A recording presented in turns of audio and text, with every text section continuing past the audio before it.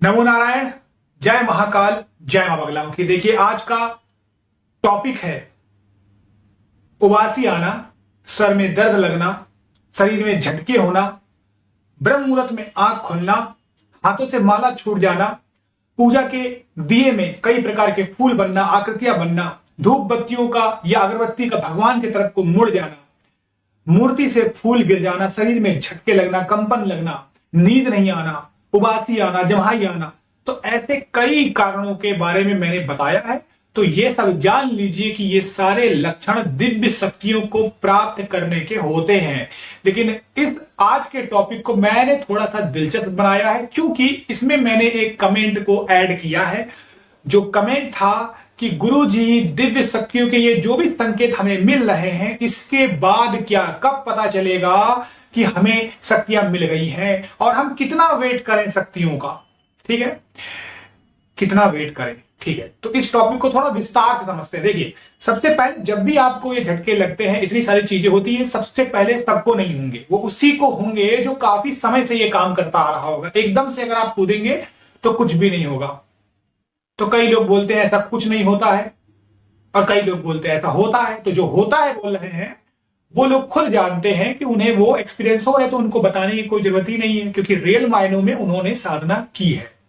तो at the end में साधना चाहे कोई भी करे, कोई ना कोई तो उसका उद्देश्य होता है साधना करने का। या तो वो अपने परिवार का प्रोटेक्शन करना चाहता है, या तो वो नारायण की भक्ति ही पाना चाहता है, या तो फिर उसे मनी से रिलेटेड कोई चीज चाहिए। यानी कुछ तो चाहिए होगा उसको, बिना तो साधना के कोई ऐसे तो कूद नहीं रहा है।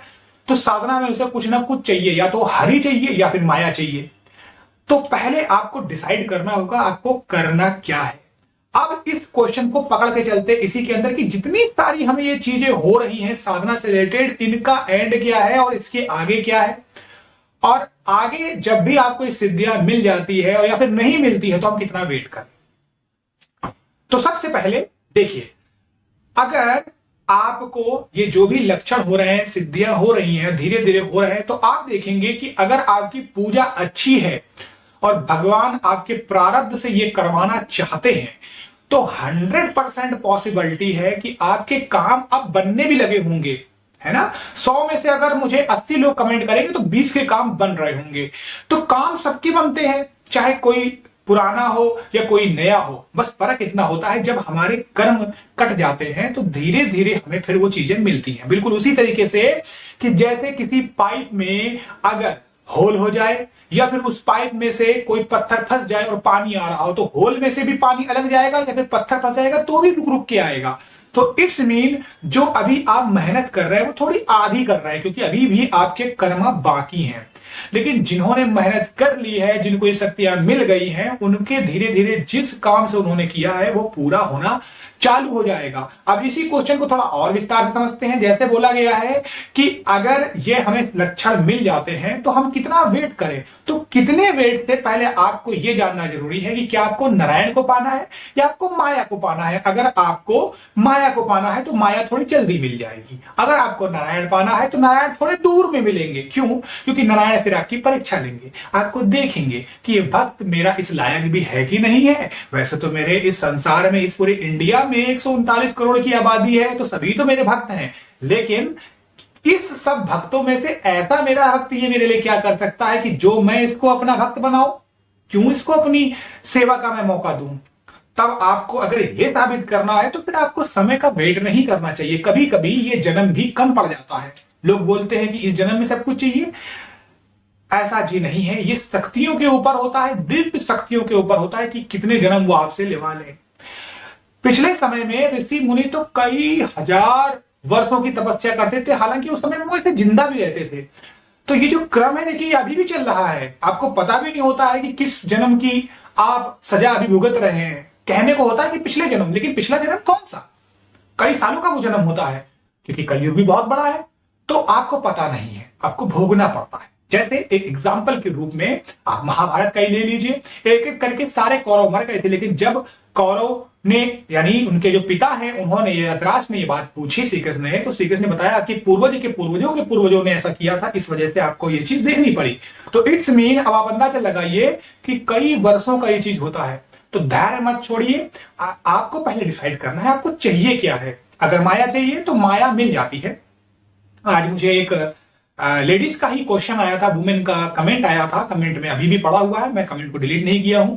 तो उन्होंने बोला है कि मुझे कितनी जल्दी फायदे होंगे, क्या इस बात से क्या भगवान नाराज तो नहीं हो जाएंगे? अगर आप भगवान से धन की इच्छा करते हैं, पैसे की इच्छा करते हैं, तो आप नारायण को भूल जाइए, पैसा आपको मिलेगा। और ये गलत भी नहीं है, क्योंकि इस समय में कलयुग में, एक और ने कमेंट किया था कि दैनिक दिनचर्या में कलयुग में पैसे की बहुत नीड है। जी हाँ, बिल्कुल सच है, पैसे के बिना कुछ होना ही नहीं, क्योंकि इस कलयुग रूपी जगह में, यहां पर सरवाइव करने के लिए जगह जगह में आपको पैसा चाहिए। तो पैसा चाहिए है तो आप अपनी दिमाग में पहले बसा लीजिए ना कि मैं पैसा ही चाहिए। तो आप पैसा करके मंत्र से काम करिए। देखिए, मंत्र सब कुछ कर सकता है। मंत्र वशीकरण कर सकता है, किसी का मारण कर सकता है, किसी का उच्चाटन कर सकता है, किसी का विदेशण कर सकता है, किसी का स्तंभन कर सकता है, किसी का मोहिनी कर सकता है। मंत्र सब कुछ वो काम कर सकता है। मंत्र से मतलब नहीं, आपको क्या चाहिए ये आपको डिसाइड करना होगा। तो अगर आप ये सोचते हैं कि आपको ये नारायण भी मिल जाए, आपको पैसे भी मिल जाए, तो आप जब पैसे के अधीन हैं तो नारायण कैसे मिल जाएंगे, आप सोचिए।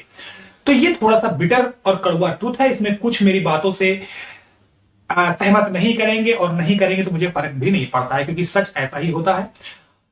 अगर आपको नारायण की भक्ति चाहिए है, बिल्कुल साधु सन्यासी वाला जीवन बिताना है कि मैंने इसमें ही रम जाना है, तो फिर आपको सूरदास जैसी चाहत दिखानी पड़ेगी, फिर मीरा जैसा आपको प्यार दिखाना पड़ेगा, जहां पर कुछ चाहिए नहीं होता है, प्यार चाहिए होता है। फिर सबरी जैसे आपको भी राम को जूठे भेर खिलाने होंगे, वैसे ही भक्ति करनी होगी, पूरा समय निकाल देना होगा, कभी तो मेरे श्री रामचंद्र जी आएंगे। तो पहले भक्ति के अंदर वो सार लाइए, वो गुण लाइए, और वो पेशेंस और धैर्य लाइए। अभी आपने साधना के 1 साल भी नहीं हुआ और आप पूछने लग गए कि इसके बाद क्या करना है, कितना और वेट करना होगा।